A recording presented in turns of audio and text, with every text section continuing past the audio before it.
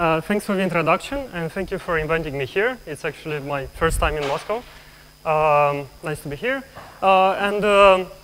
So I have kind of 2 words of advice before I start my lecture. So one of them is that I just flew in from US, so I'm a bit jet lagged. So if I say something stupid, please correct me, and feel free to ask any questions. Second part is that you might, probably like a word about myself. So I am kind of consider myself as a theoretician. So if you remember Pino's slides and Pino's pictures, so I'm more of kind of on the part of Vesuvius man. And I brought my picture on the T-shirt, as you can see, just to prove to you that I am mostly theoretician. So this means that I'll have some formulas there, and I know it's Friday afternoon. I'll try to go easy. Okay, people are still coming. Okay. Okay, let me wait for a second until it quiets down. All right. So yeah, ask me questions. I'll try to go slowly and surely. Still. Okay. So I'll talk about algorithms. So it will be kind of mostly theory discussion, and I'll have time bounds and these kind of things. So what I'm interested is in algorithms that run very, very efficiently. So sublinear algorithms, and I'm mostly interested in kind of communicating to you several notions or kind of tools that that have been developed with working with this kind of in this regime kind of. And so I'll mention some of the things like sketching, sampling, some of them in these lectures, some of it in lectures next week. And I'll start with a problem that I worked a lot and I really love. It's nearest-neighbor search in high dimensions, I should add.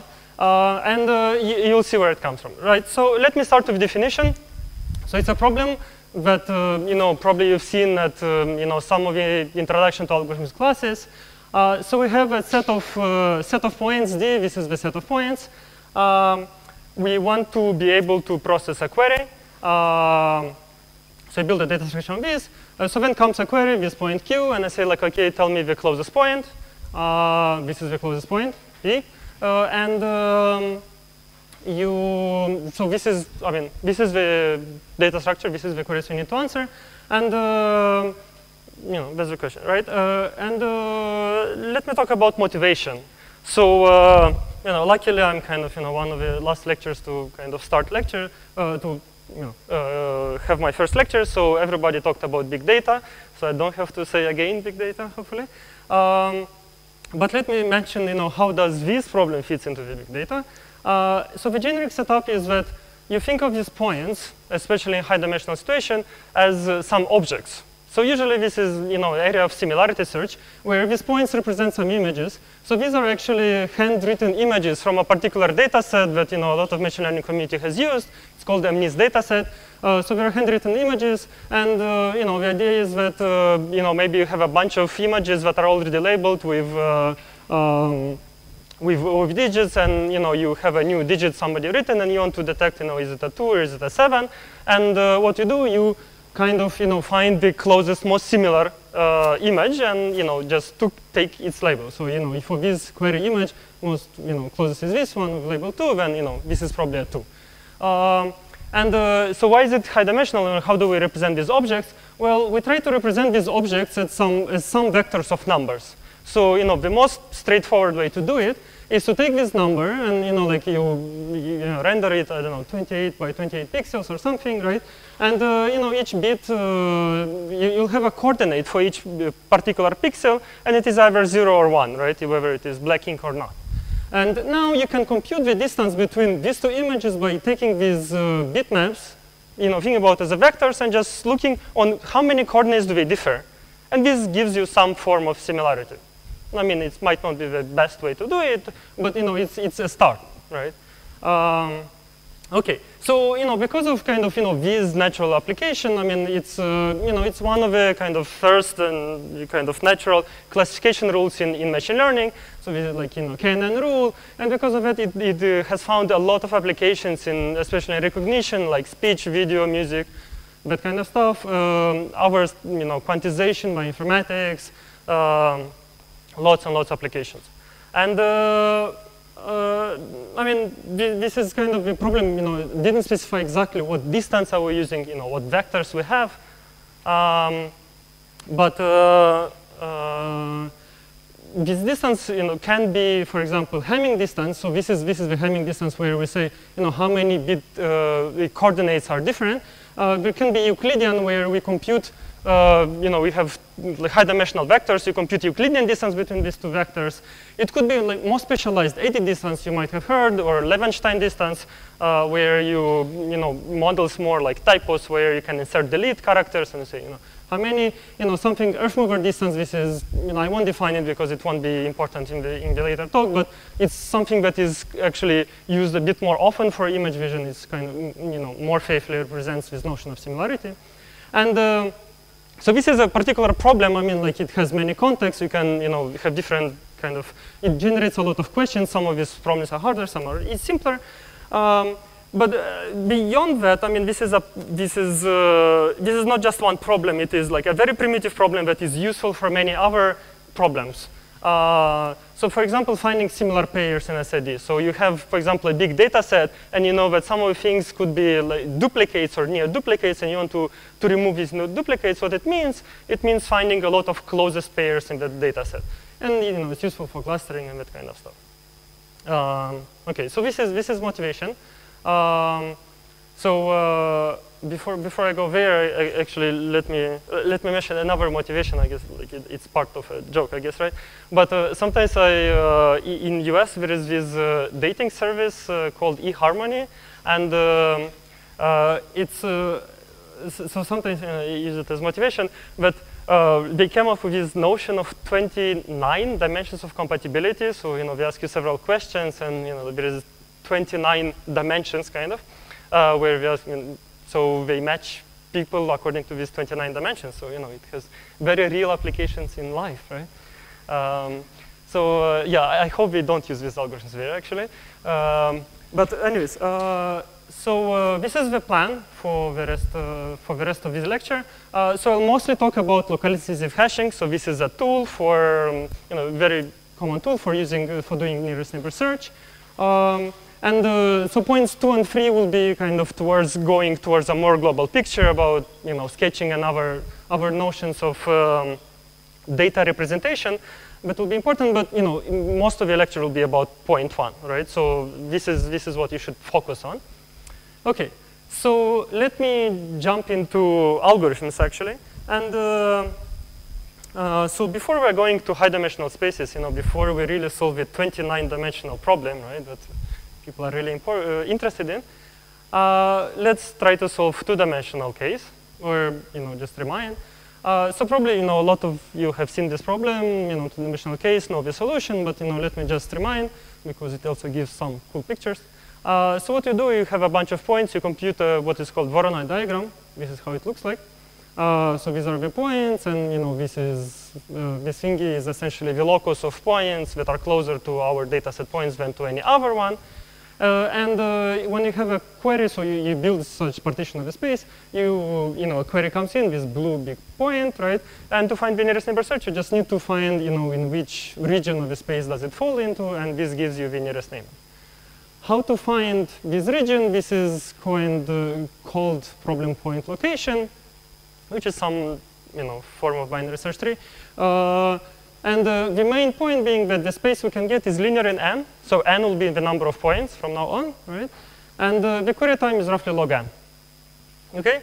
And think about this kind of situation. We'll think about this as really good. This will be our golden standard. Like this will be really good to achieve. We won't achieve this for high-dimensional case, but it's good to have like goals very high. Okay. So this is the status, and so what do we do with higher dimensions? So our dimension, remember, we are focusing on 29-dimensional space, right? So what happens with higher dimensions? So there are essentially two things you can do. One is do full indexing. So basically construct this Voronoi diagram in high-dimensional space. So you can define the similar mathematical object and so forth, right? And what do? So you get to a state where Voronoi diagram size can be of this size. So it's not linear in n anymore. It is exponential in d.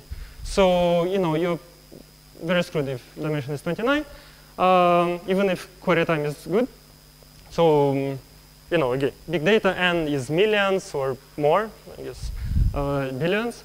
So this is one way to do it. The other way to do it is just to do no indexing, to be lazy. And essentially at each moment you get a query, you just go through entire data set and compute distance to everybody and choose the closest one. Yeah.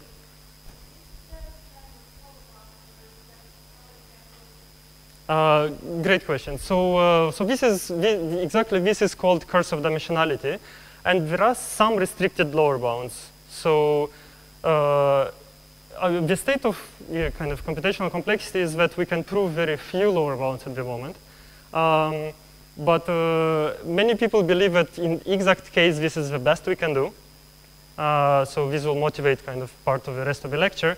There are some lower bounds, but definitely not such lower bounds. So there are lower bounds of the sort of, if the algorithm is of this sort, it does some kind of indexing, something looks like a tree or something of this sort, then this is a lower bound, but not in general.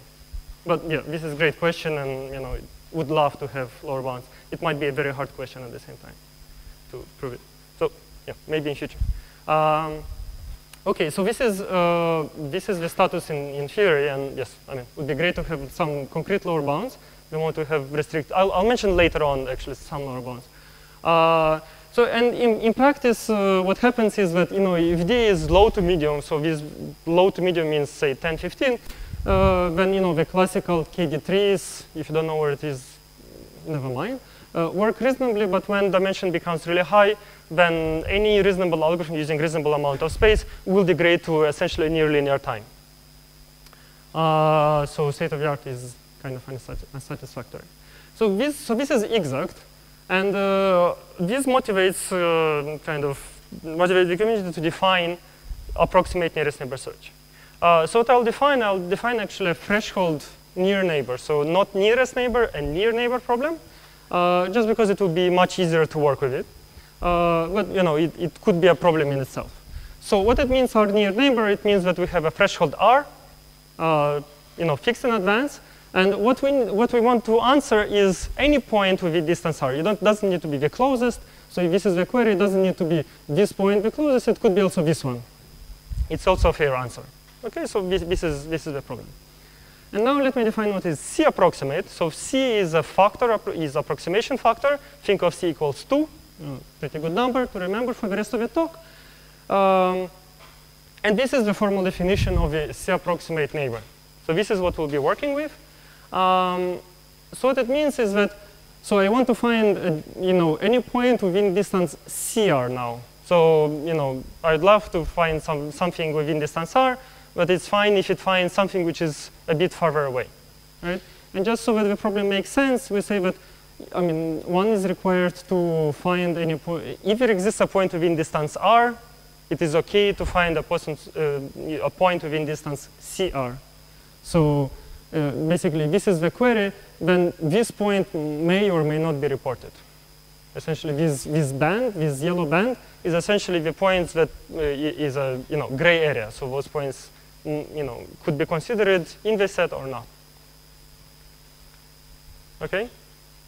So basically, we are required to give something within distance CR only if there is something within distance R. If there is nothing within distance R, the algorithm can do anything. It can answer something within distance R, or may not give anything and say I didn't find anything. Okay? And the algorithms will be randomized. So a lot of these things, and essentially for all of my lectures, for all this kind of sublinear stuff, a lot of the things are randomized. And a lot of the time this is necessary, provably necessary. So we'll have to live with this.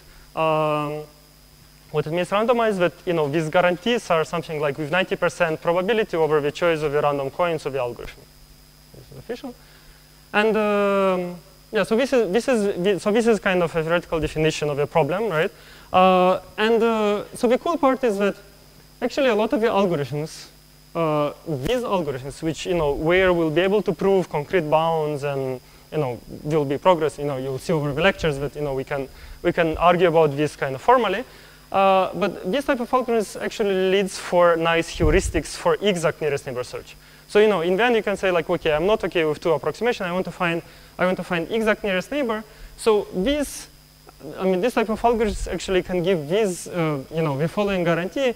It will say, I'll give you a list of candidates. Think of this as a filtering algorithm. You say, I'll give you a list of candidates, but it will include the points within distance r, my real threshold. But this list may also include a lot of the points which are approximate neighbors, so within distance CR. So depending on your data set, if your data set is such that there is a lot of the data is right around this first circle, then you're screwed kind of. The data set is really bad. But hopefully in practice kind of the data set is not that bad, and if there is a bunch of points that you're really interested in here, but most of the points are outside this bigger circle, and then this type of heuristic will give you a good running time. Okay? And then you get this set, you can filter out bad answers. And this is how most of these algorithms are actually used in practice. Okay? All right. So this is the definition. So I'm approaching the algorithms just to kind of flash a slide with a lot of references, basically to imply, don't read this, but just to imply that there is a lot of work on this, and there is a first wave of result which kind of reduced the dependence on dimension, and there is a second wave of results that had very small dependence on dimension. And I even include some results that are really recent, this year, or some of the work that I'm doing with my collaborators is not even published. So this is very recent. Okay, so from now on, I am, this was kind of the introduction. So I'm really going into the algorithms now. Feel free to ask questions again. So this is the notion. So this is really concentrate on this slide. This is kind of the locality sensitive hashing scheme, but is really kind of the fundamental of these nearest neighbor search algorithms. And this is the notion. So this is you can think about this like it's a mathematical kind of notion, right? You'll see why this is useful. So what it is a random hash function or a random space partitioning. This blob by the way will be our space. And what it does is that, so it's a random hash function called G, but such that for any points P and Q, so think of this as Q as the query point, P as the point, the nearest neighbor, the near neighbor. So we'll distinguish two cases, right? So we say close when these points are within distance R. So this means that P is a good answer for us, and far when distance to P is bigger than CR. So P is a bad answer for us, right? And again, remember, in between R and CR is a gray area, so we don't really care about those points. There may be an answer, may not be an answer. So we'll really, think of this as there is no point within, which is between R and CR, just for the sake of this lecture. Okay? So these are the two cases. What do we want here? We want that when we do this partitioning of a space or this hash function on this Euclidean space, we want that if we are close, then the probability we collide is high. So we go in the same bucket with high probability. If we are far, then the probability we collide is small. What does this mean? This means that consider this to be the partitioning of a space. Okay? This, basically this kind of subset is all the points that have the same hash value, really exactly the same hash value, kind of as an integer, let's say. And the points that are close, collide, the points that are far don't. And what we do is, if we have this guarantee, so high is really high, kind of, think probability 1, and small is really small, 0. What do we do? So if we have such a function G, we more or less have our algorithm, right? Because what we do, we construct a hash table, just a simple hash table. We take all the points from the data set, we throw them into the hash table. So this, for example, the hash table corresponding to this partition. And this is our data structure. Okay? And now comes the point Q. We hash it into the hash table, and we look at all the collisions in this bucket. Okay? And there, because of these guarantees, we say we will find our near neighbor, and will be not too many collisions with points that are far away. Okay? So this is kind of really the idea. Okay? So if we have this partitioning,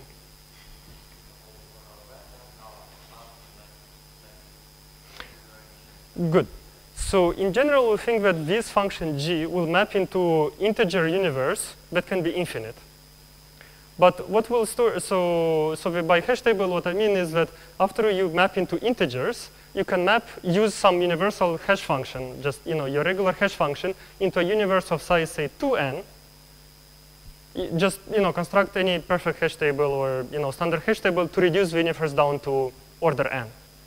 And then, so basically just store the hash buckets that are non-empty. Okay? That's a great question. So basically, think of this as like there are two-level hash functions. G maps into some big universe, but then once it's an integer universe, we can map down into universe of size n. Okay? So the problem is that this is not true. This is not possible to achieve. We cannot have this big gap of high versus small. So what we'll shoot for is that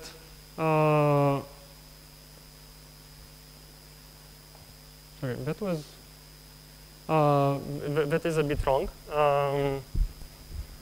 So let me show you what it should be. Sorry. What I mean, this is not too small.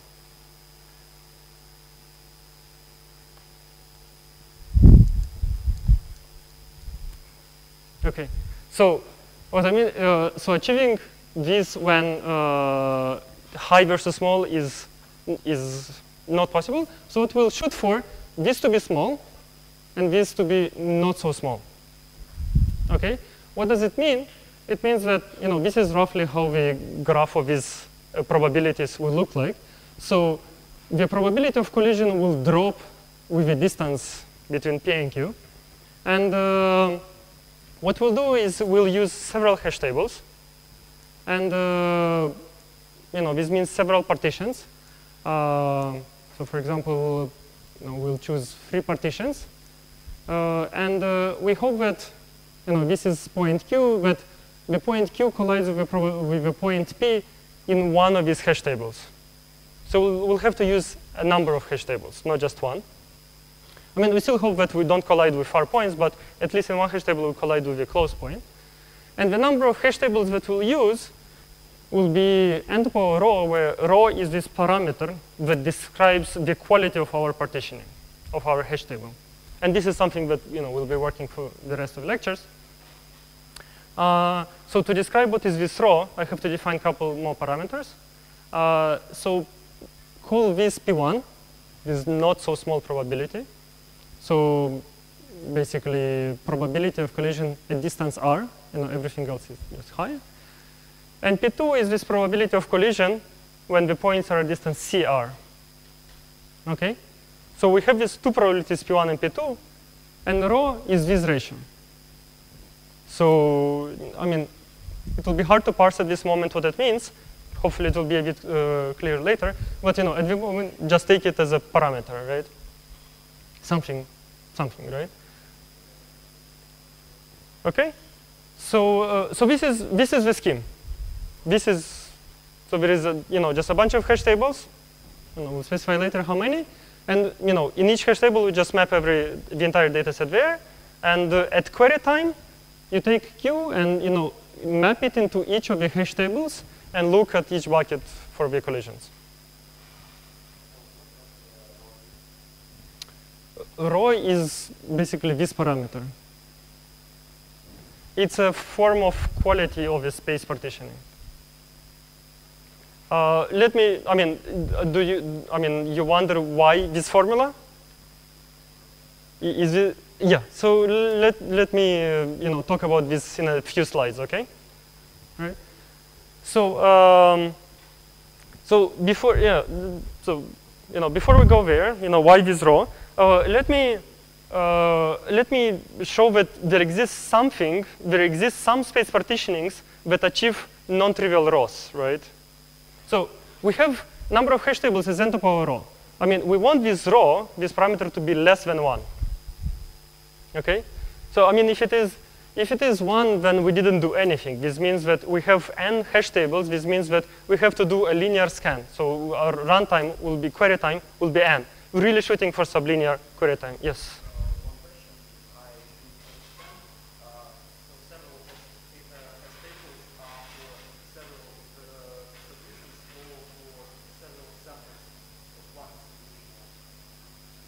Can you repeat? Sorry, there are two variants. Yeah. Yeah.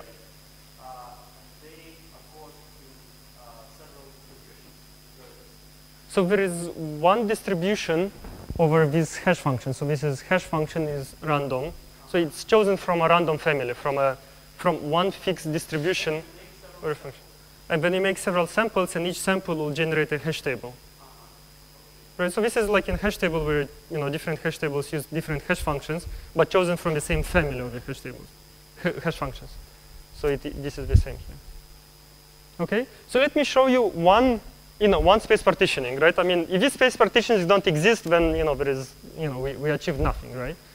So first of all, this function g that we'll use, it will be just a combination of several hash functions. So think of this as we compute these hash functions, we choose a bunch of these primitive hash functions, h1 up to hk. This is what I'll be talking mostly about. And this g will be concatenation of them.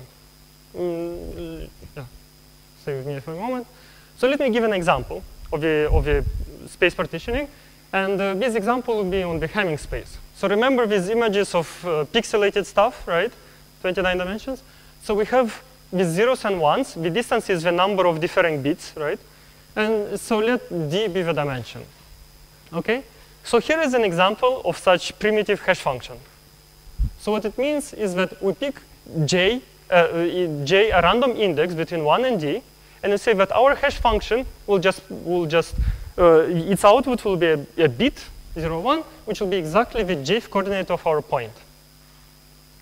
Okay? This is the hash function.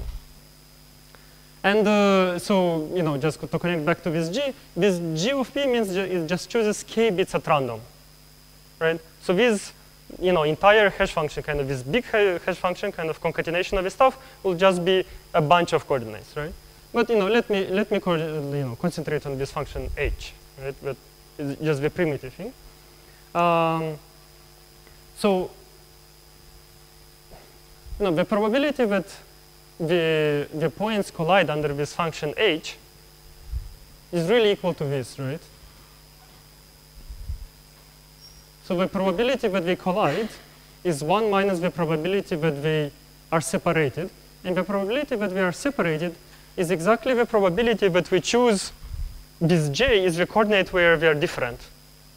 How many coordinates are there where we are different? It's exactly this Hamming distance. So Ham of P and Q is the Hamming distance between P and Q. And this is the probability that we choose one of the bad bits. And 1 minus that is the probability that we choose one bit where we do not differ, right? So this is the probability that P and Q collides. And now we can compute this probability P1, right? So P1 says, what is the probability of collision assuming the points are a distance r? And this is exactly what it is, from this formula. And let me just use this approximation. This is roughly exponentially minus r divided by d. Is it probability for just picking 1 bit or 1 bit, yeah. So yeah, I mean, I shifted slowly from P1 and P2 being defined for function g to function h. It really doesn't matter for parameter rho. I mean, if you compute, it doesn't matter whether we define it for h or for g. So just for convenience, I'll define for h. Okay. So if the points are a distance cr, then this is the probability of collision, and this is equal to this formula, e to minus cr divided by d, roughly, if you trust my approximations. And now you plug in into this formula of rho, you go through the calculations, what you get in the end is 1 over c. Right? So if the approximation c is equal to 1, our rho will be 1, so we didn't get any progress. If if we are looking for non-trivial approximation, meaning approximation 2, for example, then what we get is an exponent of half. So this means that the number of hash tables that we'll construct will be root n. Our space will be n times root n, and our query time will be root n, sublinear in the data set. Okay? All right. So let me just kind of recap what I said. What is the actual algorithm, and what are the guarantees?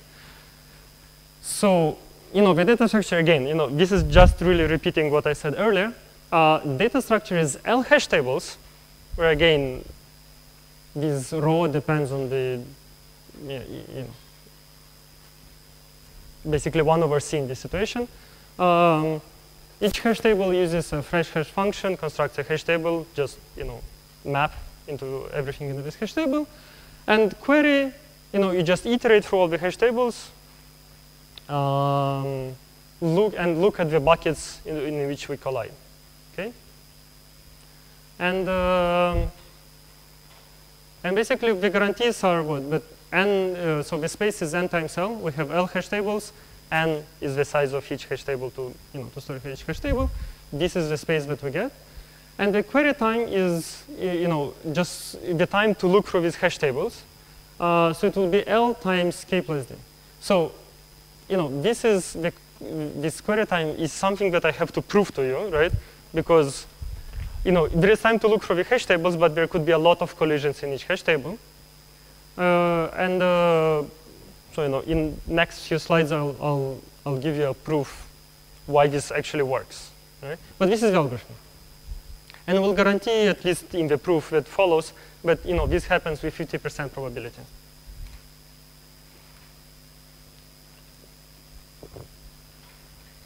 Are there questions about the algorithm?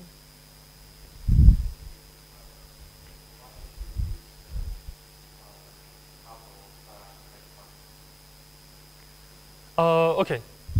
All right. So let me go on the next slide. This is exactly what it says. Okay. All right. So this is connecting to the notions how do we choose k, right? I mean, a different question is why k should be any different from 1, for example, right? So what we want to achieve is the following. So consider one hash table. So if for each function, primitive function h, we have probability p1 of collision, if we concatenate k of them, the probability of collision becomes p1 to power k. Right? And the same happens for the far pair. So basically collision for the far pair becomes p2 to power k. And what we really want to achieve is to make the probability of colliding this far pair to be very small. And by small, I'll mean something like 1 over n. So what I want is that I have a hash table. There could be a lot of far points that can collide with the query point, the concrete query point. I want that this probability for any far point to be really small, something like 1 over n, so that in my buckets, I'll expect to find, one or none of the far points actually. Right? So this is really the calculation which drives all the parameters. And just computing for k from this formula, we get that k has to be this formula. And now, we can compute. Once we set this thing to be, the far pair collision for far pair to be 1 over n, what is the probability of a good thing of a close pair colliding? So what is the probability the query collides with a near neighbor? So one has to compute what is this p1 to power k, and you go through the calculations, you get exactly this n to power n to minus rho, where rho is this formula. This is the entire calculation. Okay, So if the probability that one hash table finds my near neighbor with probability n2 minus rho, this means that if I repeat roughly n to power rho times, so this is how many hash tables I have, I expect to find my near neighbor with good probability. And this is why we want this number of tables to be roughly n to power rho.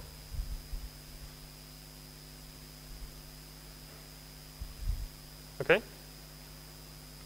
So let me go actually through the proofs formally. So this is just again repeating this argument. So suppose so this is this the next slide will be really the proof of of correctness of this algorithm. Okay. So let P star be the near neighbor. So this is small r, near neighbor. And if it doesn't exist, but we don't care, algorithm can answer anything, right? This is our guarantee. But if it exists, we want to answer some approximate neighbor. Okay. So the algorithm fails. I mean, it won't produce a correct answer if the near neighbor is not in any of the search buckets. So in any of the hash tables where we map to, the near neighbor never have collided with Q. So let's compute what is this probability. So the probability that the Q and P star do not collide in one hash table, in one particular hash table, is this one, right? So P1 to power K. So this is P1 probability of collision in one primitive hash function. We have boosted it to k copies of this primitive function. So the probability that they collide drops to P1 to power K. So the probability that we do not collide is 1 minus this, right? But we have L hash tables, so we have a bunch of hash tables.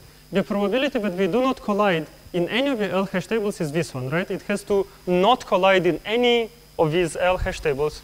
So the probability is multiplied. So this is the probability. And you plug in the formulas, right? This is why we chose L to be exactly equal to this thingy, right? And this is kind of a standard kind of approximation. But intuitively, if your probability of finding near neighbor is very small and equal to say this P1 to power K, then if you repeat one, so the probability of finding something is 1 in a million. Then if you repeat a million times, you'll find constant probability. This is all this calculation does, right? So this means that this is, and this is at most a half. Sorry. Yeah, at most a half or something like that. Yeah. Okay, does this make sense? So I mean, this is the proof that the algorithm will output a correct answer. So if there is a near neighbor, it will output it.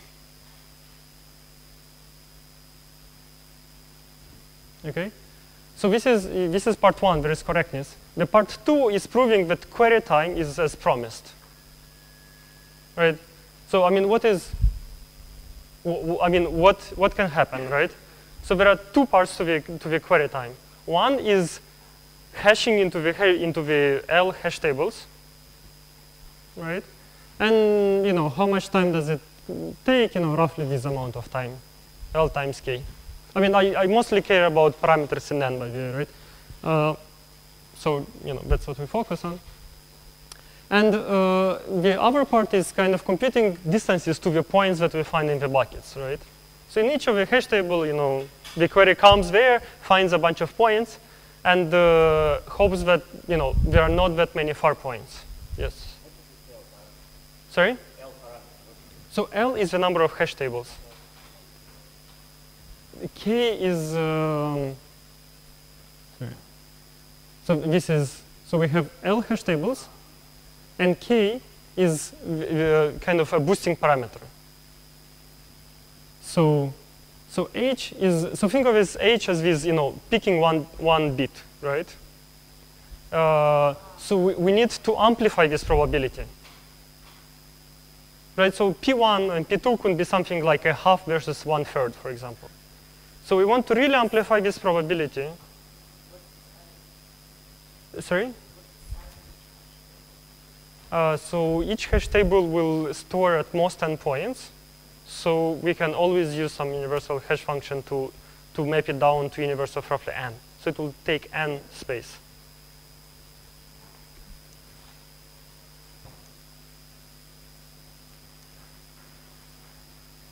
So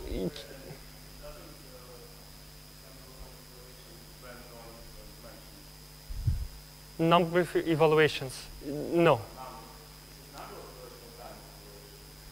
With L times K, let's say yeah.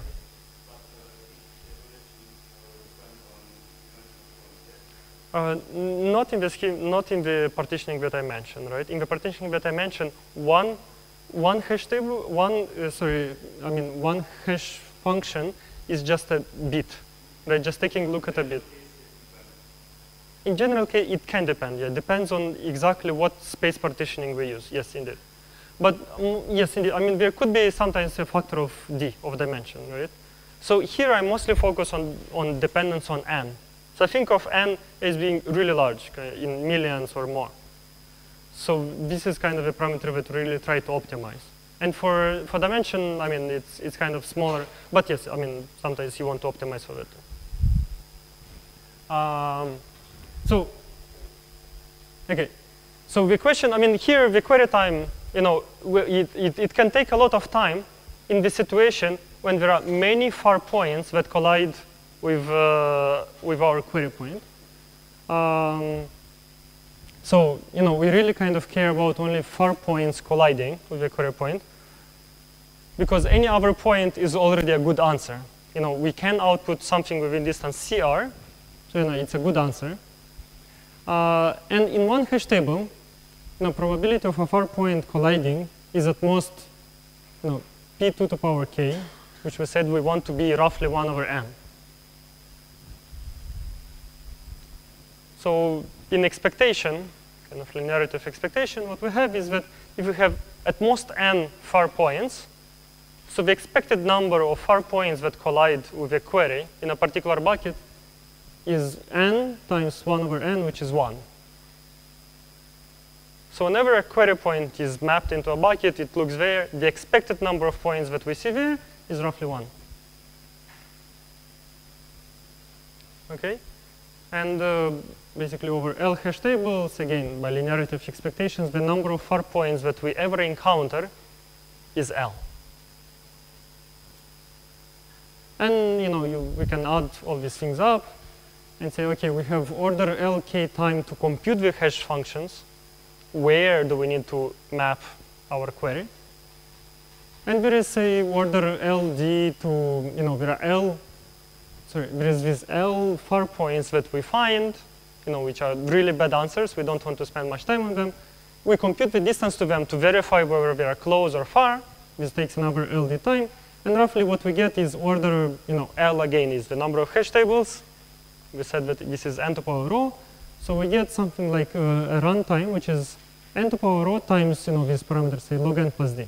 Roughly.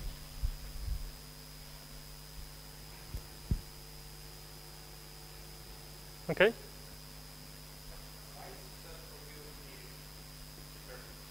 Sorry? Right. So this came from here. The probability, I mean, when does the algorithm fail, actually? Right? It doesn't find the right neighbor. So it fails when there exists a point p star, which is a near neighbor, but it is not, it doesn't collide with a point q in any of the hash tables. So this calculation tells us the probability that it doesn't collide in any of the hash tables is at most something like 1 over e. E is this number 2.73, right? So this is at most a half. So probability that the point p star never collides with a query is at most a half. So this is why it can fail, right? And this failure happens with probability a half at most. Okay.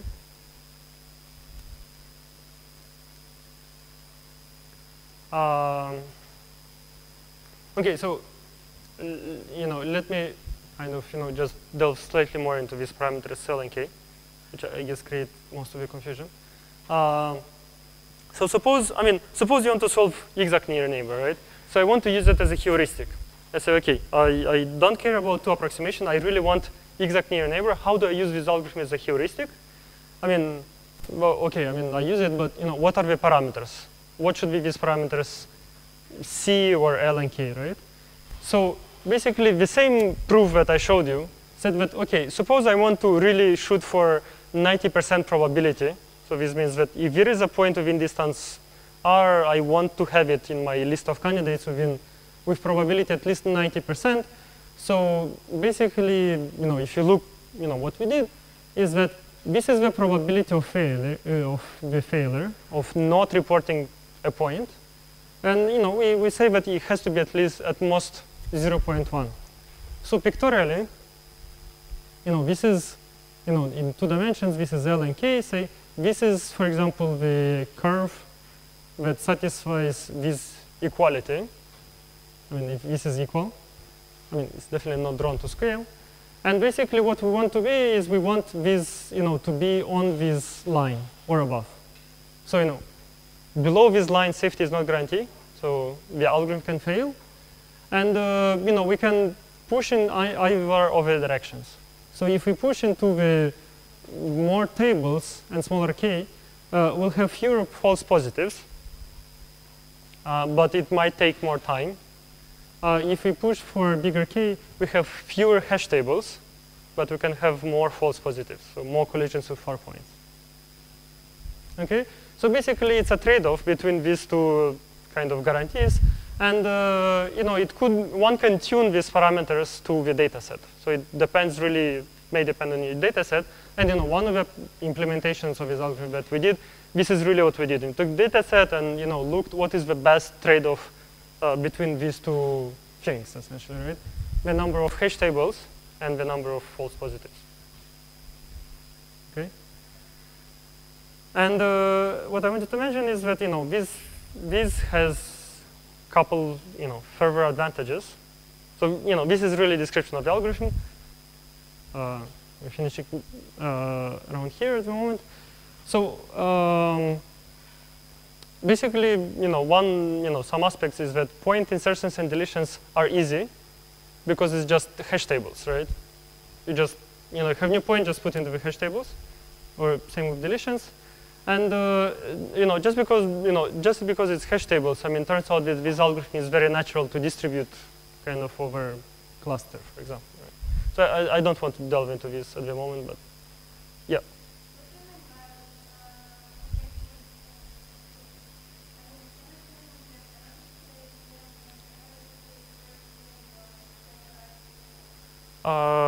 So this means that, you have a data set, and for different data sets, different parameters of K and L might be more optimal. We want the number of hash tables to be as small as possible, because we have to cycle through all the hash tables. But if the hash tables are too few, it could be that each hash table captures a lot of far points. So this is like false positives. So if your data set really has very few false positives, then that is workable. If not, then one might need to increase L.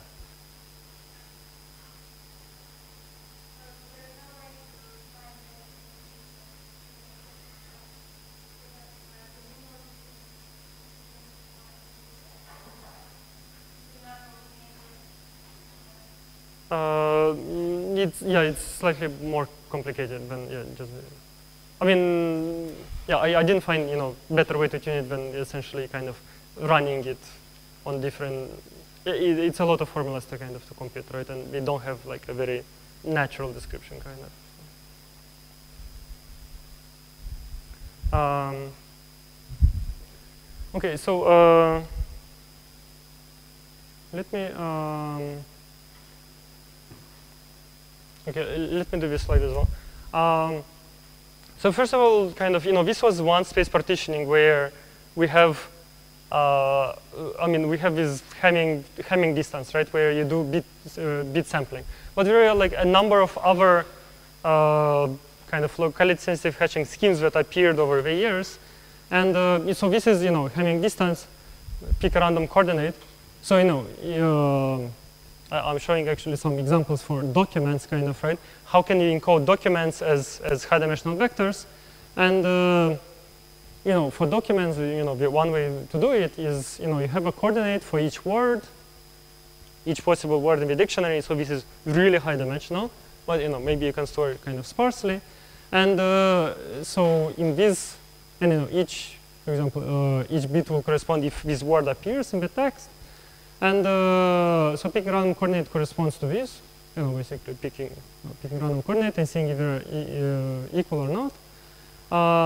So there is something called Manhattan distance, which is just the sum of the differences on all coordinates. And we can embed, we can put these documents, represent them as high-dimensional vectors in Manhattan distance. So here we can allow any numbers. So we say, for example, if number B appears, the word B appears twice, then we put a number 2 here. And designing an LSH function here will be a homework. So there is something that is, actually very popular in web is Jacquard distance between sets. So another way to represent these documents is what is called bag of words. So it's a set with words. And the Jacquard coefficient is a measure of similarity that says that, A and B, so basically these words collide, this is kind of a number essentially, right? And it's like intersection of A and B divided by union. It's a number, it measures kind of how similar these sets are. And it turns out that there is a, particularly nice hash function here, introduced by Broder a while ago, that essentially says that I take a random permutation on my universe of words. So this is, for example, a random permutation on the universe. And what I do is, for a set A, I take the word that achieves the minimum, that is the first one in this permutation. So minimum according to this permutation. And the probability that, they collide will be exactly equal to this Jacquard coefficient. Okay? And another very important case is the Euclidean distance, and this is something that will be in the next lecture. I think this is a good moment to stop. Yes, question?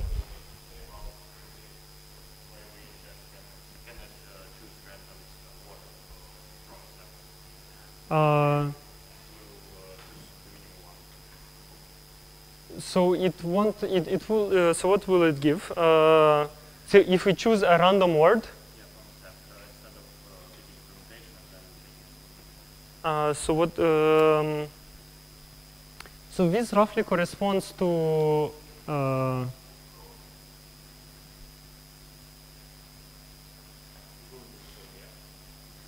Sorry? It is not the same. Sorry, I'm just trying to compute. Let me, maybe we should take this offline and, just because it requires some computation. Yeah.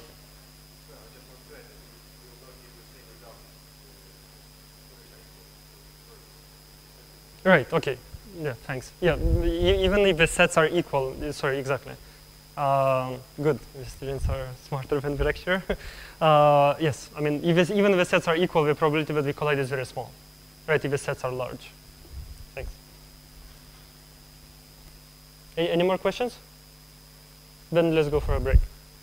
In this second lecture, I want to talk about mostly about Euclidean distance and show you a couple tools for Euclidean distance that have proven very useful.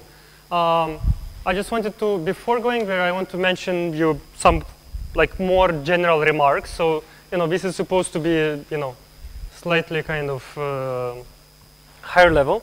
But just to motivate the higher level, let me give you a concrete problem actually. So let me define some sketching problem. So let me, this is kind of a generic problem. I say okay, I want a function f which maps objects, again, remember these images and stuff, into short bit strings, so that given these sketches, we can compute the distance or similarity between these objects fast, right? And that there are short bit strings, should allow us to do it fast. And I mean, why do we want to do this? Both because you might have a lot of these objects, and you want to reduce the size of these objects so that later I can just. So object is a point, for example, kind of is image, for example, right? Okay, so let me show just by picture. So object is 2, which could be something, maybe 1,000 by 1,000 pixels. I want it to represent with just a few bits. So that, and this function kind of doesn't know about the other object, so that later, from these bit descriptions, I can say whether they are similar or not. Okay? So this is, or just in, this situation of documents, again, maybe using this hash function that I mentioned at the end of the previous lecture, where we, pick these words according to this permutation stuff, right? I mean, somehow. We represent them with a few bits, and from these few bits we can say whether they're similar or not. Okay, so this is the problem. I mean, why do we want to do this? For example, if you want to do closest pair, not using, say, LSH, but using this one, I mean, if we can do this function f, so rather than at each moment when we compare two objects, we hope to do this much faster. So we compute these shorter sketches for each point in time, which is linear in n. And then when we do all pairs, which is quadratic in n, at least the computation of the similarity takes much less time. Okay.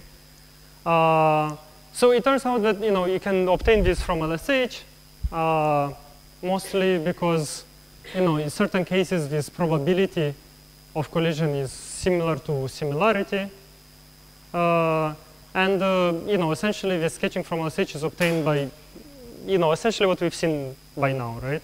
But you can take these hash functions, and for example, in the bit case, where sample bits, assuming your k is not too large, and it can be so that it's not too large, then this will be a short bit description, even though original points are very large.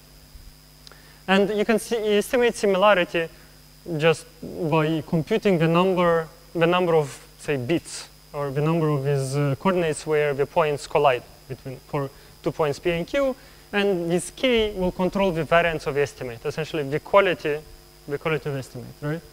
So, just pictorially remember that, this decreases, and in some sense, this probability of collision is higher or similar, which kind of corresponds to similarity, right? So, I mean, this is not supposed to be kind of, like a really serious message, right? Just, I want to kind of show that LSH, can generate some kind of sketches. And this is, I mean, actually, why I'm mentioning this, this is like one of this almost predates actually introduction of locally sensitive hashing, because this is used for Jacquard coefficient, and this was used for essentially detecting near duplicates for documents. But okay, I mean, so I did this mostly to motivate the next couple slides, which there is a kind of, so I want to motivate a general theory of what are called embeddings. So embeddings is just, okay, put frankly, it's a fancier name for sketching. So the above function f is a form of embedding. So it maps something from one space into something else, right, with some property. So let me give a general motivation for this embedding. So we want to map something from essentially hard, so maybe something which has like big description, big length, for example, high dimensional vectors, into something smaller with smaller dimension. And this should help us computationally. So why is this the case? So there are many, for example, there are many metrics or many distances about which we might care. So I talk about Hamming distances, bit sampling, right? But there is also something, Euclidean distance, and there are other distances that we might care about. Edit distance between two strings. There is F-mover distance, and other ways to measure distances. And there are also different computational problems that we want to solve. So for example, even computing distance between 2 points, or nearest neighbor search, or finding closest pair within a set, clustering, spanning trees, and that kind of stuff. And so one philosophy is that, okay, so suppose we've solved we solve nearest neighbor search, say, under Hamming distance, right?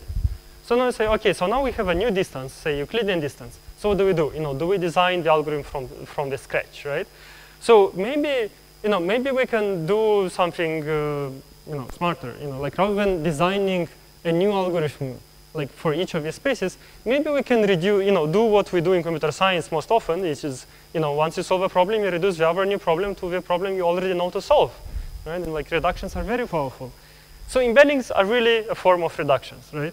It's more of a mathematical notion, kind of a particular way of reductions, but it really says that, okay, maybe we can, rather than designing a new algorithm for, say, Euclidean distance, maybe we can reduce Euclidean distance to Hamming distance, so map really as a metric, right, into something we already know, and reuse that algorithm.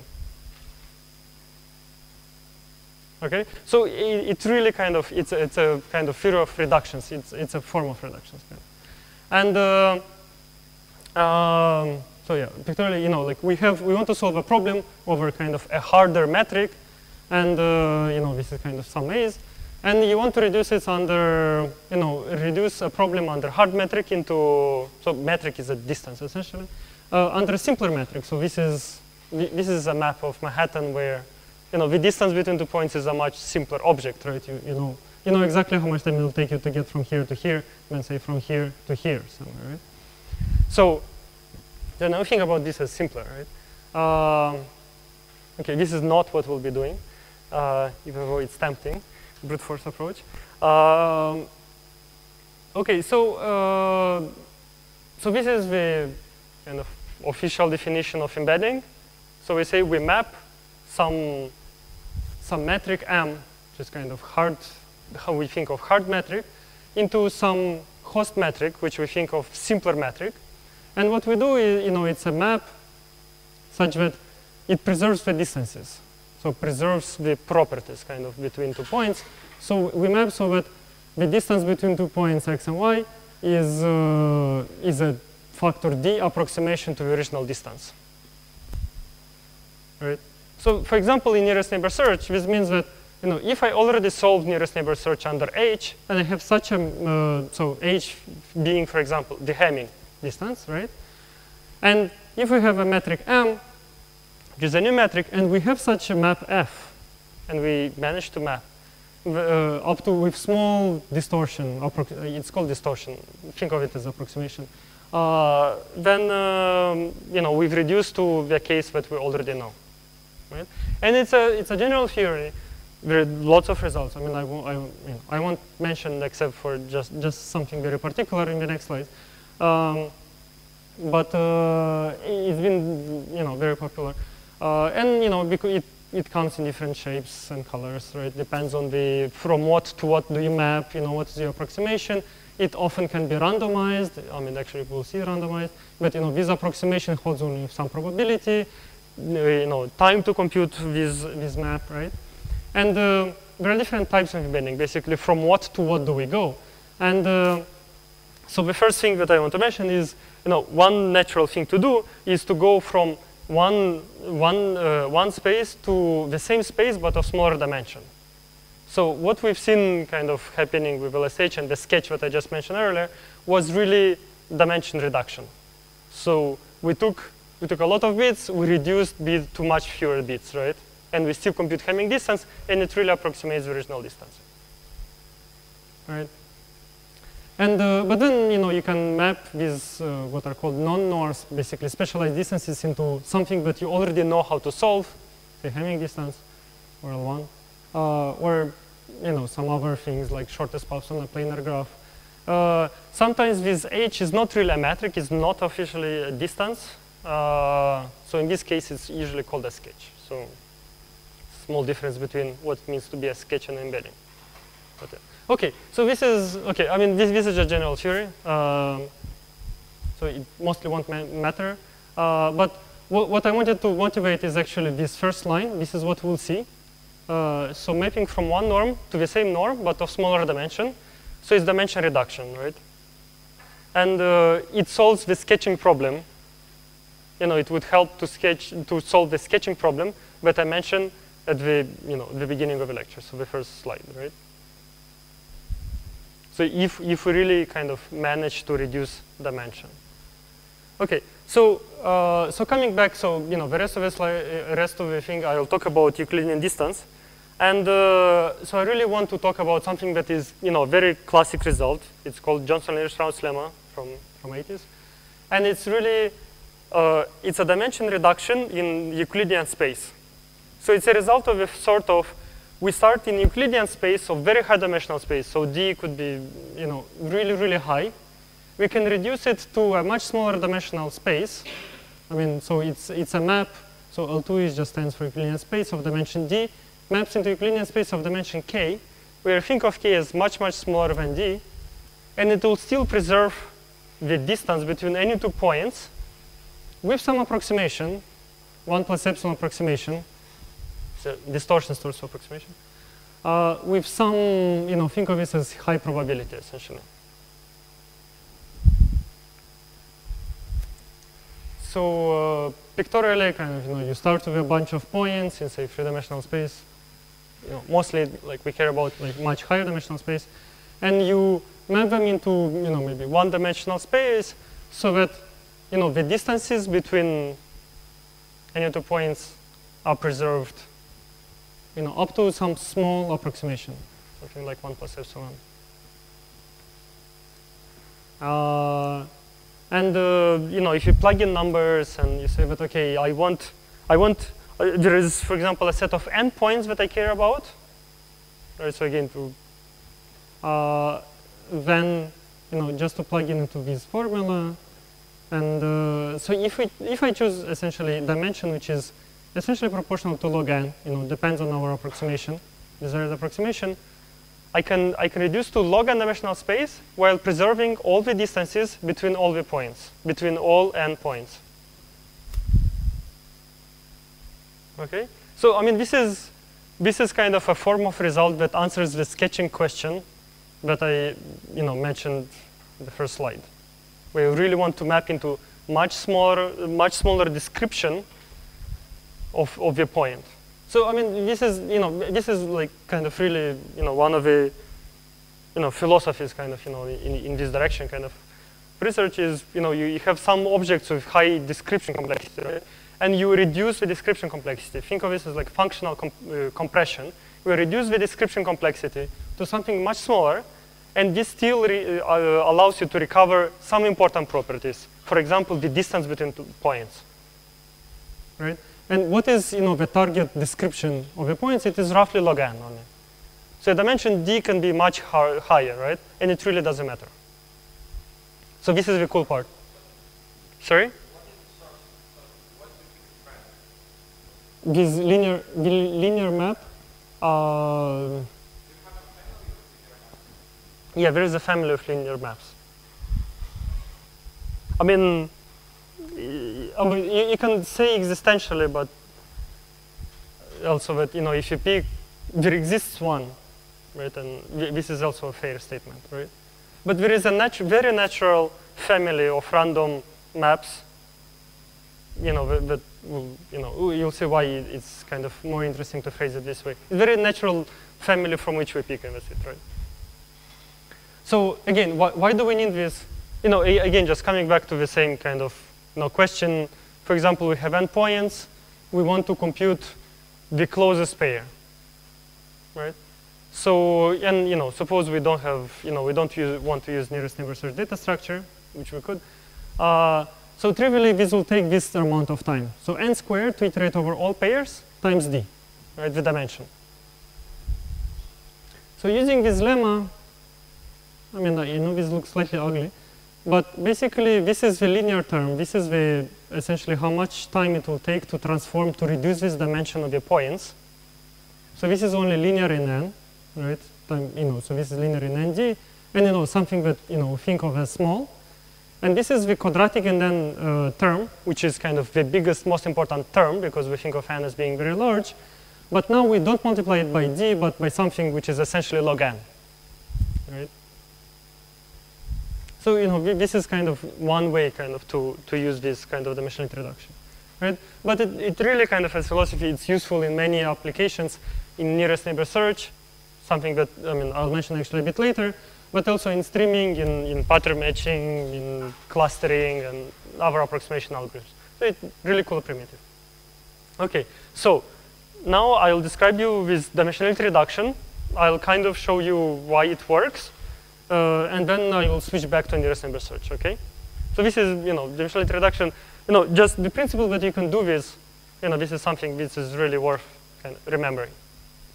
Okay, so this is the main intuition. The only thing, what is this map? This is map. Really pick this k-dimensional subspace randomly, and this works.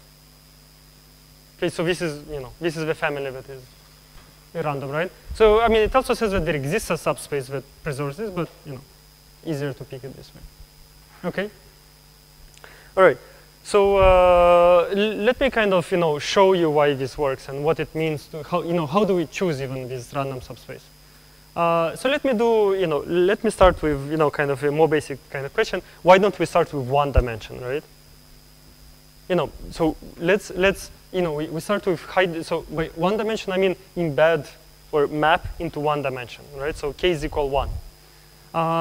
Okay, so basically we look for this map from high dimensional d-dimensional space into Euclidean into one line, and this will be the map.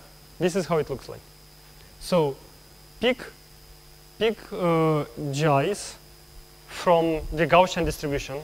It's called normal distribution. This is how it looks like. This is the probability distribution function PDF. This is what it is. Some properties, the expectation of it is equal to 0, the variance is equal to 1. I hope you've seen it before. And this is, so this will be the function. Okay. Okay, now I guess, I hope you're asking, why Gaussian, right? I mean, why, where do we pull out this stuff, right? So the Gaussian distribution has this nice stability property, which is really the key here, is that this sum, right? So xi is the coordinate I, just to make sure. So basically, it's just a dot product, right, between x and this vector of Gaussians. So the stability property says this sum is distributed as essentially norm of x, length of x, times a Gaussian, another Gaussian. Right, so when you compute this, we can think about this sum as being distributed like this. Okay? So it's just because, property of Gaussians that you sum them up when the variance of the, sum of the Gaussians is also a Gaussian with a variance equal to L2 norm of the variances of the summands. I mean, this is what it is. So to give another equivalent kind of intuition of why this is happening, so if we take this vector of Gaussians, G1 up to GD, where each is a Gaussian distribution, and we look at this as a vector in d-dimensional space, this is how the probability distribution roughly looks like. And the interesting part of this is that this is centrally distributed, meaning that the distribution, the PDF in this d-dimensional space depends only on the distance from the center. So it means it doesn't matter in which direction it is, right? So it picks the dimension randomly. So this is essentially, this is just picks essentially the direction of this is really random in the d-dimensional space. So now, if you take a line and it's purely randomly distributed, and when you take another vector x and you project into this, random line, the projection on the random line, can only depend on the norm on the length of this x, right? There is nothing else it should be dependent on, right? So this is why at least it's reasonable that it looks like this. And so if you don't believe me, this is kind of some. You can compute what it is, right? So this is the PDF of a Gaussian, so this is in 2 dimensions. This is PDF in 1 dimension, PDF in second dimension. Sum them up, it depends only on the distance from the center.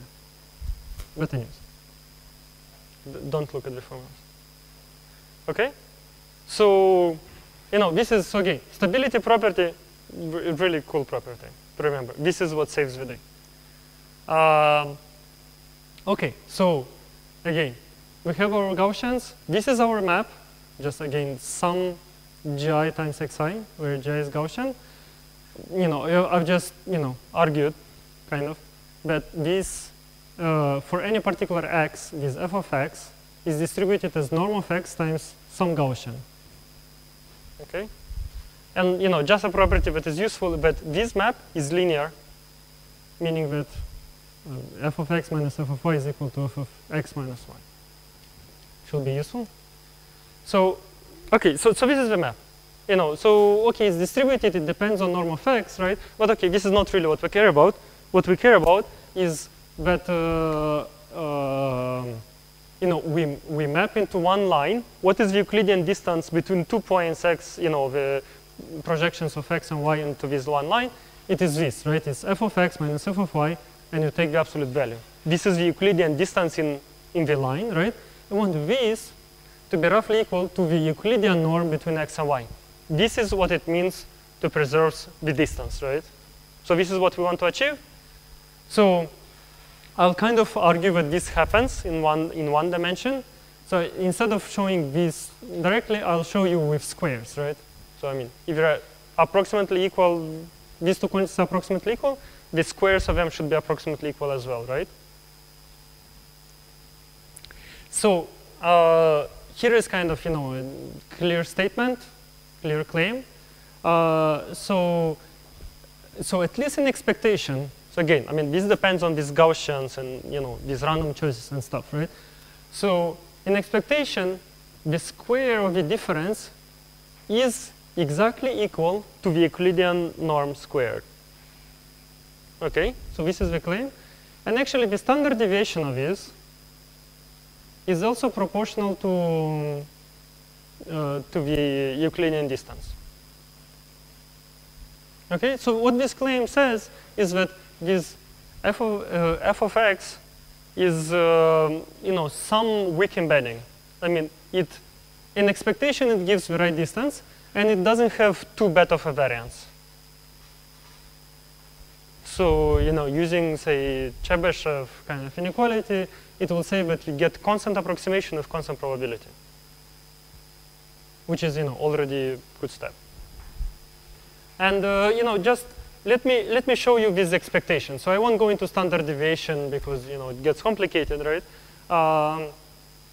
But yeah, at least for expectation.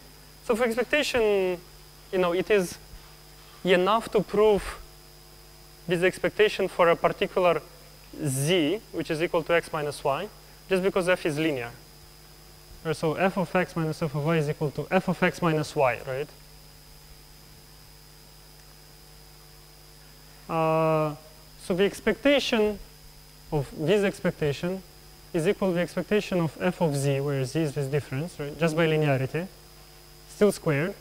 Now, this f of z for any vector z, right, we've just argued, is distributed as norm of z times a Gaussian, right? And now, this is a constant, so we have expectation of Gaussian squared. And as I said, the property of Gaussian is that the expectation of Gaussian squared is equal to 1. So this is exactly equal to norm of z, the distance between x and y. Okay?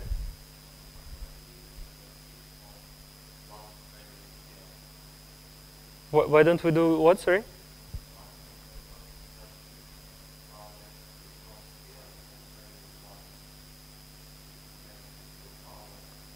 From sphere of radius 1. You could do it, yeah. You could do it too.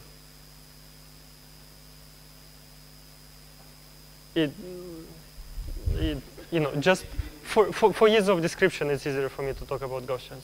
But yes, you're right. You could do it too. Okay. All right. So this is one dimension, and again, as I said, from this claim, you get some very weak kind of statement that you have constant approximation. It's roughly the expectation is right, kind of, right? It's a good step. And now to get, we really kind of want this kind of higher probability. We want probability that it fails to be exponential in the final dimension.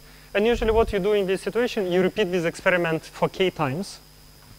So we just repeat this one-dimensional embedding for k times. So basically our final function, which maps now into k-dimensional space, will be, really this one-dimensional embedding on each dimension. So basically now, sorry, hope this doesn't cause a confusion. Now G1 is a vector, G2 is a vector, to Gk is a vector. So this is a dot product between x and some high-dimensional Gaussian vector, same here and same here, all independent. And there is 1 over root k, which is just a normalization constant. It's just a normalization. To put it in matrix notation, G is a k by d matrix where each entry is a Gaussian distributed random variable. And again, 1 over root k just a normalization constant. And this is the map. And this is essentially equivalent to picking a random k-dimensional subspace and projecting there. And yeah, basically, what we want to prove is that after this map, the distance between the images of x and y is 1 plus epsilon approximation to the distance between x and y. And again, by linearity, it is okay to prove for any particular z that norm of f of z, so as opposed to difference between two things, is just norm of f of z is 1 plus epsilon approximation to the norm of z, to the length of z. Okay? And I mean, this is something that I guess, you mostly will have to believe me, right? I mean, it becomes slightly messier to prove this. But, so if you look at f of z, by what we argued at the beginning is that it looks like a vector, this is normalization, but where each coordinate is essentially norm of z times a Gaussian, right? So just using, so each coordinate is this one-dimensional embedding, this property that it is distributed as a Gaussian with times norm of the vector. And if you now compute this norm squared, basically the length of this projection squared, then you get this formula, which essentially, you pull out this norm of z times some sum of squares of some Gaussians. So note that, this is norm of z, and this is just something, right? I mean, this is some probability distribution. So this turns out that this probability distribution is something called chi-square distribution, k degrees. Doesn't really matter. The only thing that matters is that this distribution concentrates well. Means that it concentrates around value 1 plus epsilon, 1 plus minus epsilon.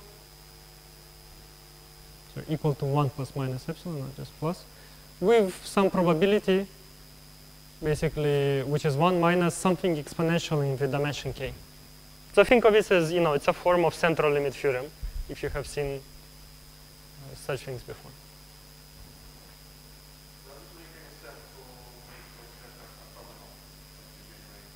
Yeah, it does make sense, yeah. I mean, it won't change the results here. It might change some constants. And yes, I mean, actually, original result, this is how they stated this. Yeah.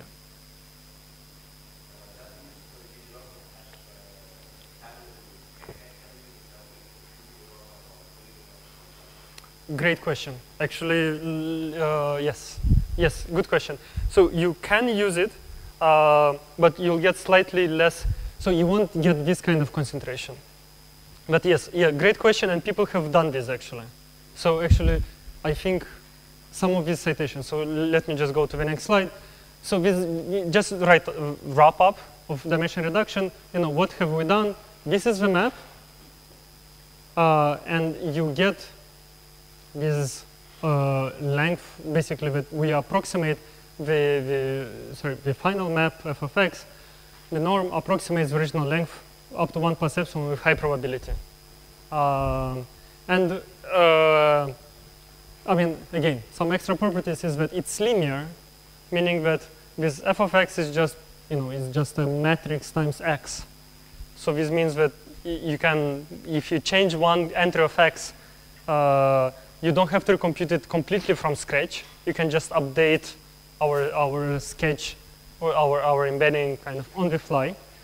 And you can, instead of Gaussians, you can use 1 plus minus epsilon. Actually, this AMS 96. So this is a very famous streaming paper, and they showed exactly how to do this with only 4 wise independence. So this is a Alon Matthias Zegede paper. And they used 1 plus epsilon and only with 4 wise independence. So yeah, good question. This is really useful for streaming. I mean, you don't get high probability statement, you get kind of slightly worse, but it's really useful there as well. So if you don't know what is streaming, I'll talk about this in the next lecture actually. Another kind of direction of research, besides kind of using less randomness, was to do this fast. So basically, can we compute these Johnson-Liljestrauss faster? And the idea being that, what does it mean? So we have this x times a matrix, right? So this is a vector matrix multiplication.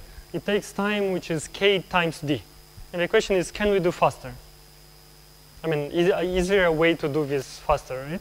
And people have worked on this, and there are some cool results, approaching essentially k plus d, which is kind of the time that you want.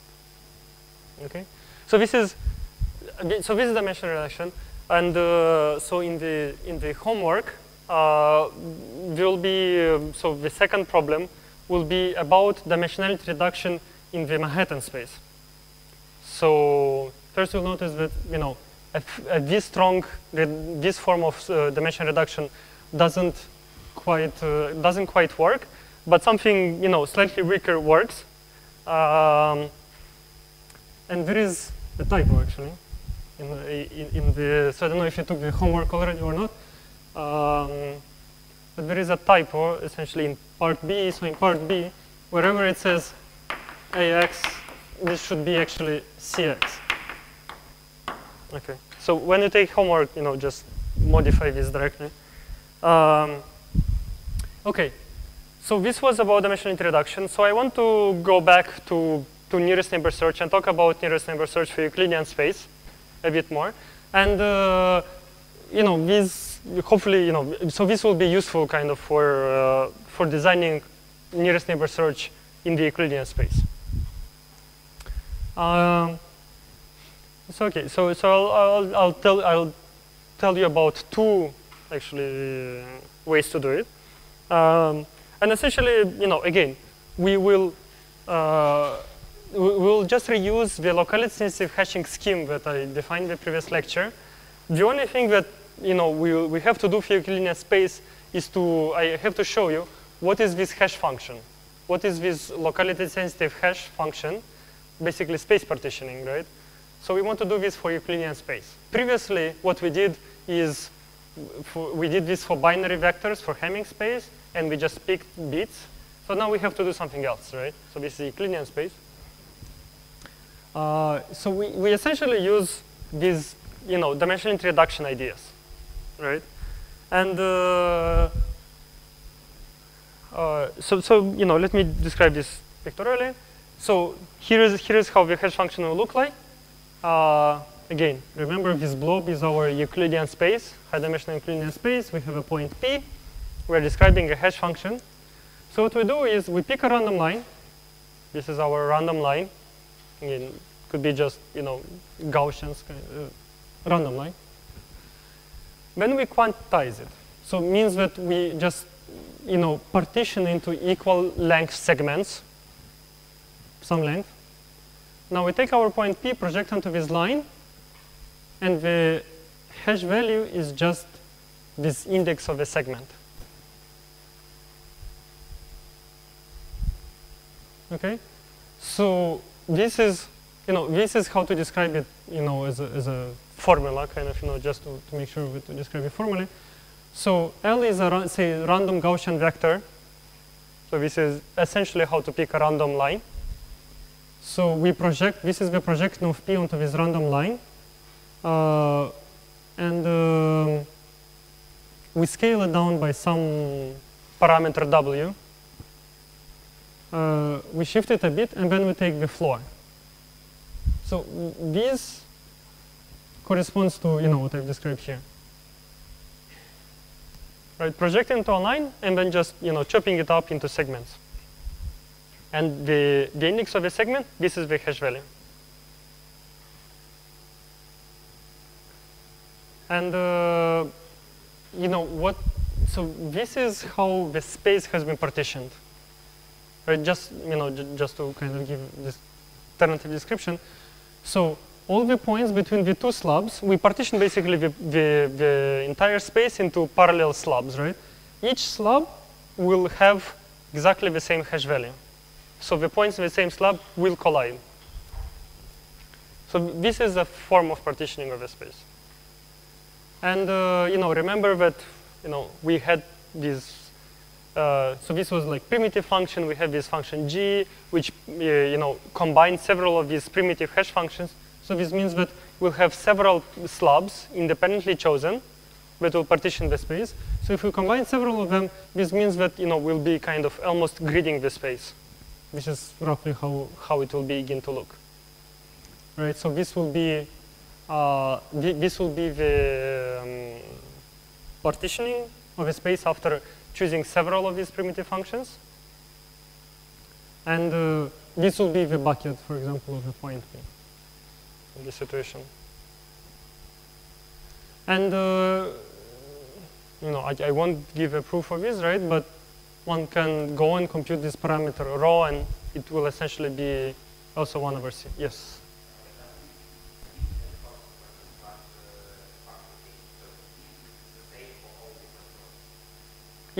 Yeah. So a hash function is described by this line L and B. Yeah. So W is fixed. W is a constant, let's say 4. But L and B are random things which describe your hash function. So this is the randomness of a hash function.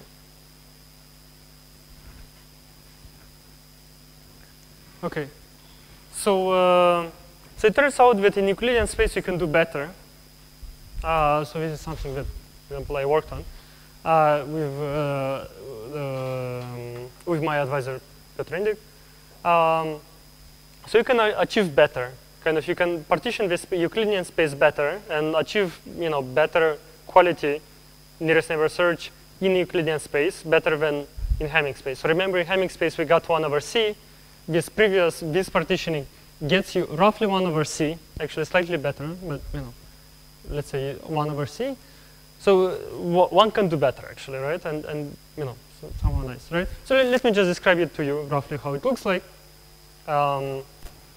There is hopefully there's not much more formulas.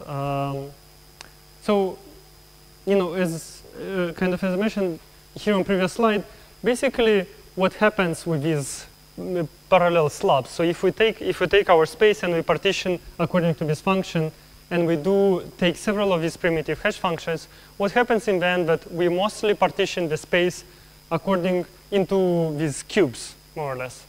I mean, these will be these parallelograms, kind of, right? High-dimensional parallelograms kind of thing, right? Think of them as cubes, essentially partitioning by grid, right? So this is morally speaking, this is the partitioning from the previous slide. And this is how one can do it. So the idea is that to obtain a better partitioning, space partitioning in Euclidean space, it actually is better, instead of partitioning the space into grids, it's better to partition them into balls, actually, into hyperspheres. So it kind of corresponds better to Euclidean geometry. And if you have a point P, this will be kind of the new bucket. So essentially it's just, we partition the space into balls, and each point P, falls, for example, into a ball. Its index in the hash table is the index of the ball. So I guess so the problem. So this sounds good. And the only problem is that we cannot really partition the space ideally into balls.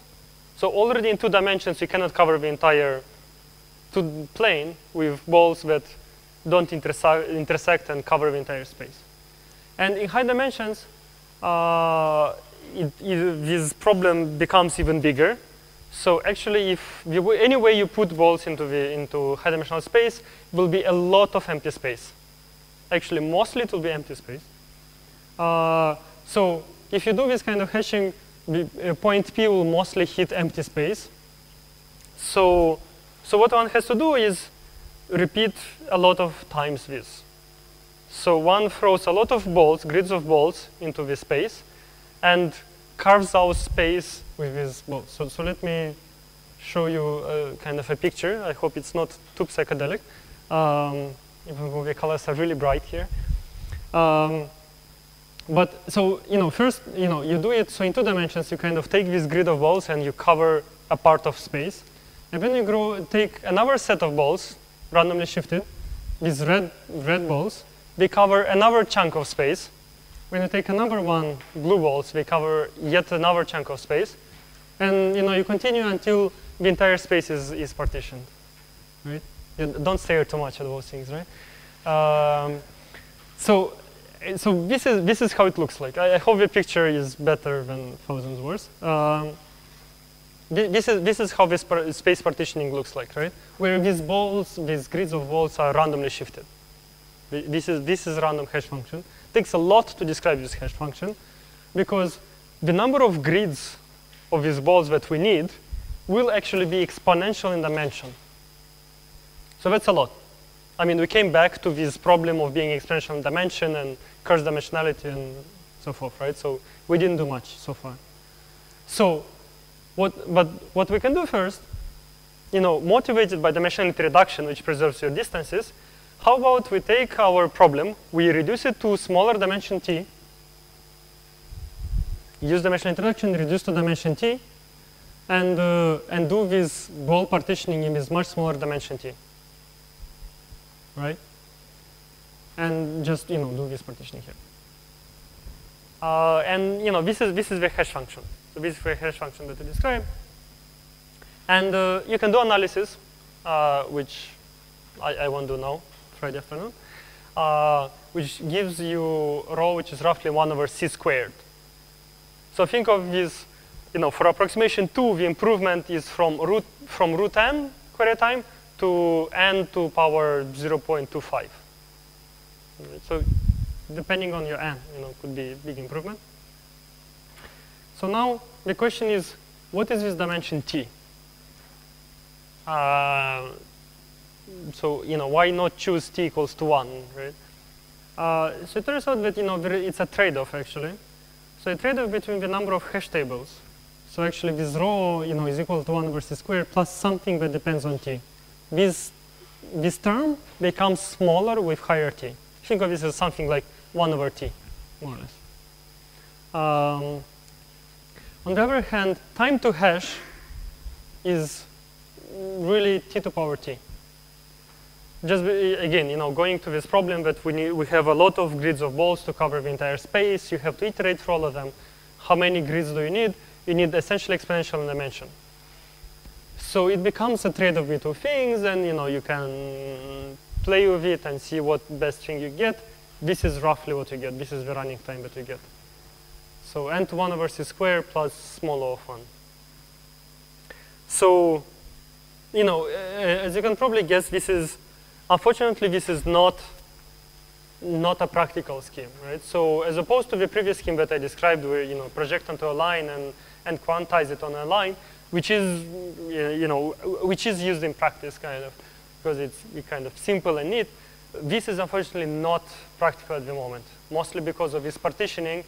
While theoretically being good, this kind of t to power t is really bad. So I'll take this occasion to mention an open problem that I really like, is how to design more practical variants of this hashing scheme. So I mean, one way, essentially what one would need to do, most likely, is design space partitioning in this two-dimensional space where point location, essentially finding what bucket does one point falls into, is polynomial in dimension as opposed to exponential in dimension. And it has good quality. This is something a bit fuzzier. But basically, these regions of the space partitioning looks more like balls as opposed to more like grids. So for example, in two-dimensional space, there is so if t is equal to 2, it looks like the best partitioning of the space is with what is called honeycomb lattice. So this is how it looks like, right? And this would be kind of, so it's a honeycomb lattice that is, say, randomly shifted or rotated. I mean, it looks like, to get real improvements, one need to go to higher dimensions and, come up with like nice lattices. So we played, at some moment with something like 24-dimensional lattices, and in 24-dimensional space, there is something called glitch lattice, which, appears to have some nice properties. And it's like, if you wonder why is 24, as my advisor likes to say, it's 42 in reverse. Some probably have read the book, but it's a reference to Hitchhiker's Guide to the Galaxy. But never mind if you don't know what I'm talking about. Okay, so let me actually describe the problem formally. So this is kind of it's a mathematical question actually, right? It's if you know what it is, it's it's an isoperimetric question. So I want this space partitioning to be efficient and qualitative. So what it means to be qualitative? So here's the partitioning. Let me throw a needle of length 1 into this space. There is a probability that it is not cut. We can throw a needle of length c and see what is the probability that it is cut. And what we want is that this inequality is satisfied. That this probability to the power c squared is at least as much as the probability of a needle of length c is not cut. Okay. All right. So so this is a question. Ask me later if you're interested. So let me just just a couple of slides to wrap up about nearest-neighbour search. So so far I described you actually one particular way to use locality sensitive hashing. It turns out that there are several ways to use it. So at the moment, there is space and time. What I've described to you is locality sensitive hashing scheme, where we have space, which is n to power 1 plus rho, and query time is n to power rho. Approximately, I'm dropping some parameters, right? Where, for hashing space, rho is roughly 1 over c. As I, argued to you, but this is roughly, rho is roughly 1 over c squared for Euclidean space. Turns out that people have proved that this is actually near optimal Euclidean space. You cannot get better than 1 over c squared. But one can trade off. Can we use less space? Can we use less space, for example, right? So maybe we don't. Having n to power rho hash tables might be still too much in certain cases, right? And yes, it turns out later we have been work showing that you can use less space, but while using more time. So the results are something of a sort of space is roughly linear in n. The query time is n to power sigma, where sigma is slightly higher. So for example, instead of 1 over c, it becomes something like 2 divided by c. So your query time becomes, you use less space, but query time has to go up a bit. And it is something like order 1 over c squared for Euclidean space, but again, this is unfortunately not quite practical. And there is also the other end of the spectrum where we use really low query time.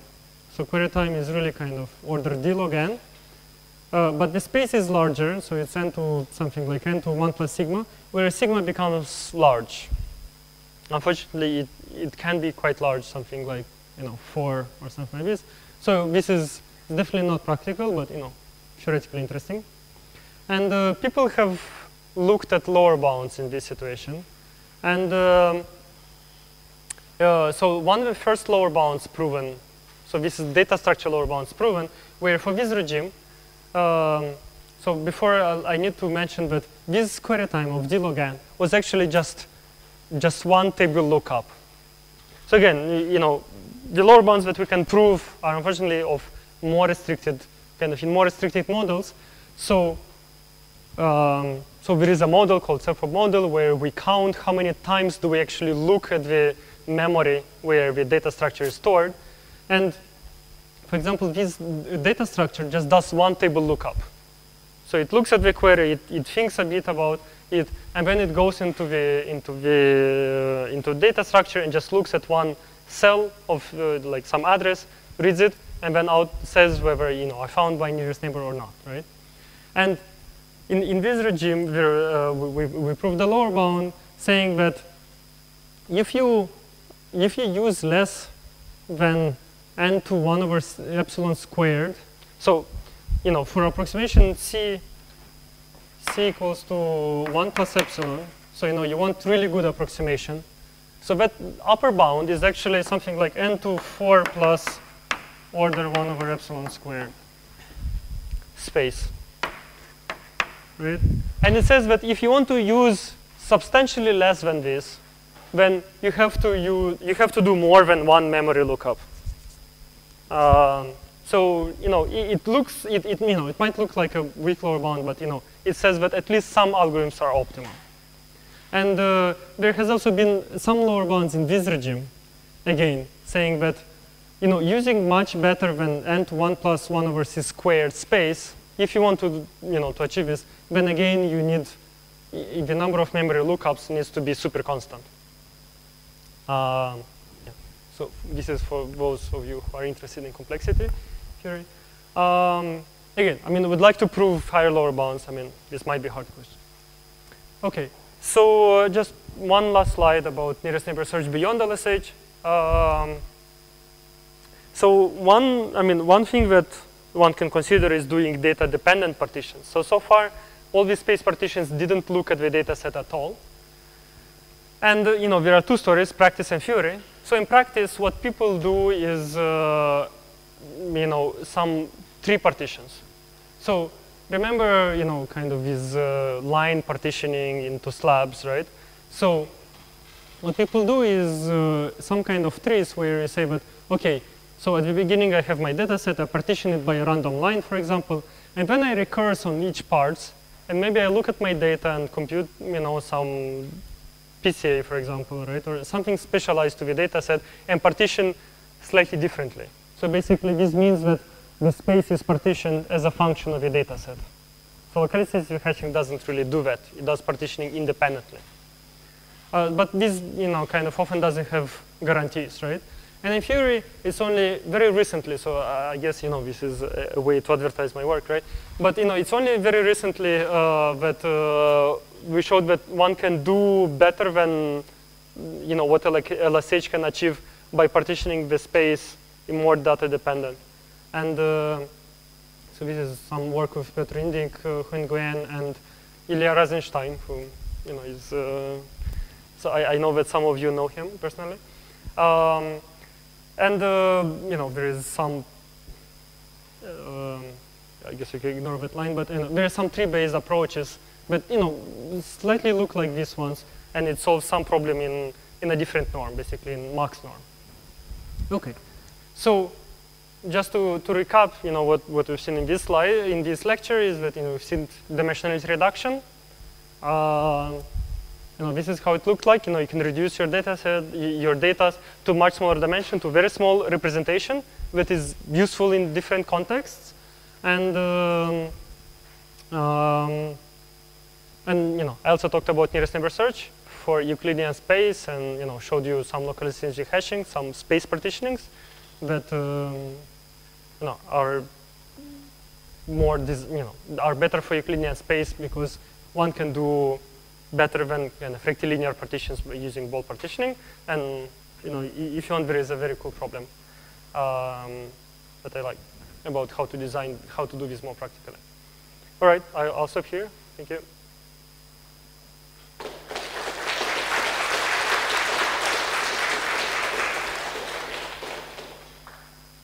Questions?